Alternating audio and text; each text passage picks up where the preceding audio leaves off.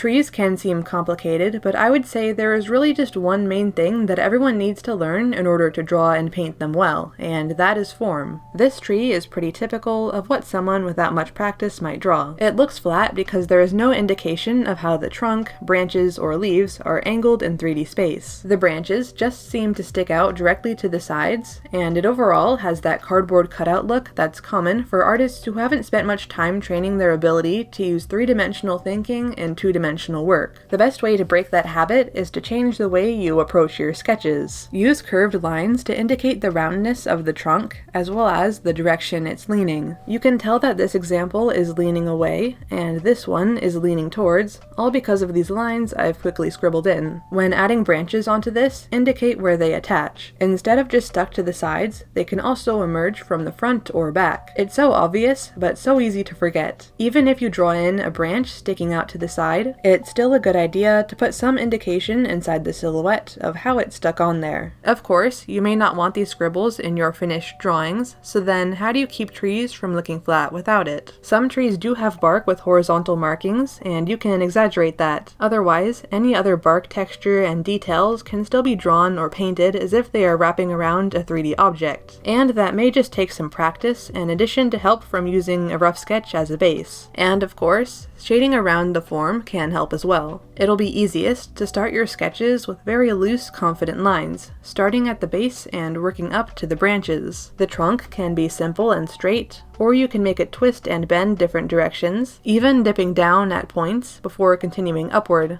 You can optionally add some complexity to the trunk by thinking of it as like twisting licorice or taffy or something like that, having multiple sections winding around together with creases between them. Avoid parallel lines and instead make these creases appear to slowly converge on each other as they travel up the trunk, as if something is pinching them together. To make the roots flow into the trunk nicely, it helps to make these sections an extension of the roots, continuing those lines up the trunk. I have at times wondered, and maybe you have too, how much you should pay attention to the species of tree that you put in an environment, since different climates will have different, specific-looking trees. I strongly recommend having a tree species guide on hand for reference, but not so much for the reason of being incredibly realistic and accurate to the real world, and instead just to prevent you from drawing the exact same one or two trees over and over again. A guide like this will give you ideas for different ways the trunk can look, or how the leaves can be clustered together. There may be more variety than you realize. Unless you're illustrating a specific, real-world location, perfect realistic accuracy really doesn't matter and isn't worth getting hung up over.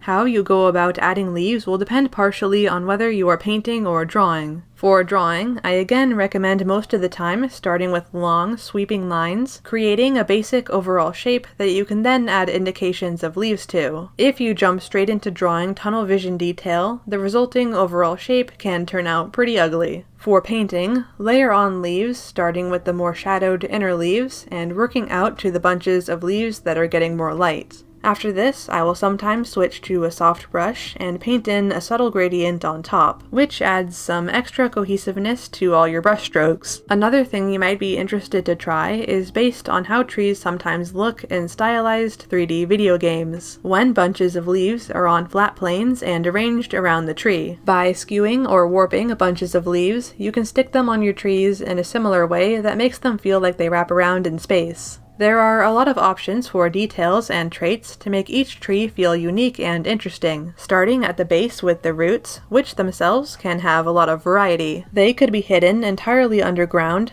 sitting on the earth, or they can form arches with gaps underneath. You might include moss and various types of plants growing on and around the base area, and I think mushrooms are especially fun to include because of all the varieties that can grow on trees. The trunk itself can have all sorts of knots, cavities, and cracks, and branches can be cut or broken. The best practice you can get is gathering some references and then filling up a page with trees based on what you see. Drawing a lot of them side by side will force you to start trying new ways to make each one stand out from the others. Doing some master copies on top of this will allow you to get the hang of stylizing trees very quickly. If you're drawing trees as part of a world-building project, here's a video about that. Thanks for watching.